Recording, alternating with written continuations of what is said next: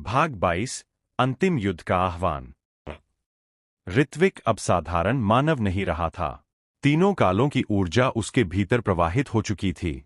शिव की चेतना, त्रिशूल की शक्ति और आत्मा की स्थिरता।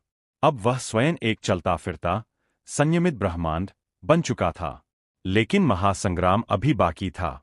शिवलोक, विष्णुलोक और ब्रह्मलोक की दिव्य ऊर्जा एकत्रित हो रही थी। देवताओं की सभा एक विशाल प्रकाशमंडल में परिवर्तित हो चुकी थी। बीच में खड़ा था ऋत्विक, और उसके समक्ष एक दिव्य आसन प्रकट हुआ, जहां स्वयं महादेव प्रकट हुए। महादेव बोले, ऋत्विक, मूलकाल अब ब्रह्मांड के हर स्तर में प्रवेश कर चुका है। उसे शक्ति से नहीं, चेतना से रोका जा सकता है। लेकिन यह चेतना केवल युद्ध की तपस्या से जागेगी। विष्णु ने आगे कहा, यह युद्ध शस्त्रों का नहीं, चेतना का होगा। अज्ञान और ज्ञान के बीच, शून्य और सृजन के बीच। ऋत्विक ने धीरे से त्रिशूल उठाया और पृथ्वी पर 3 रेखाएं खींचीं। इन रेखाओं से उत्पन्न हुआ कालयुद्ध मंडल, एक ऐसा स्थान जहां भूत, वर्तमान और भविष्य एक साथ मिलते हैं। देवता, ऋषिगण और उच्च चेतनाएं अपने अपने चेतनास्त्र तैयार करने लगे। ऋत्विक के त्रिनेत्र से एक दिव्य शंख प्रकट हुआ।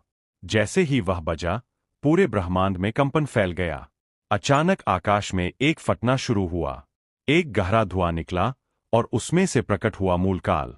अब वह अकेला नहीं था। उसके पीछे अनगिनत काल छायाएं थीं, जो हर युग के भय, लोभ और अहंकार से बनी थीं। मूलकाल की गूंजती आवाज आई, तो अंत शुरू हो चुका है। अब न समय बचेगा, न चेतना। सिर्फ मैं और मेरा शून्य रहेगा। उसकी उपस्थिति से धरती कांपने लगी, ऊर्जाश्रेणियां टूटने लगीं, और समय का प्रवाह असंतुलित होने लगा।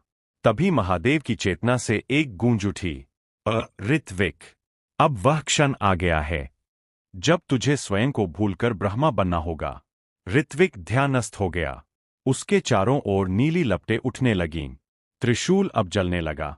वह केवल शस्त्र नहीं, चेतना का केंद्र बन गया था। उसने आंखें खोलीं। अब उसका तीसरा नेत्र पूर्ण रूप से खुल चुका था। वह बोला, हे मूलकाल, तू अंत है, तो मैं नवसृष्टि का प्रारंभ हूं। वह आकाश में उछला, और त्रिशूल से उत्पन्न हुई ऊर्जा रेखा ब्रह्मांड को चीरती हुई युद्ध के केंद्र में जा टकराई। युद्ध शुरू हो चुका था, न केवल देव और दानव के बीच, बल्कि चेतना और शून्यता के बीच। क्या ऋत्विक शून्य के अधिपति को हरा पाएगा? क्या यह शिव की चेतना का अंतिम प्रयोग होगा? और क्या सृष्टि फिर से जन्म लेगी? जारी रहेगा अगले भाग में।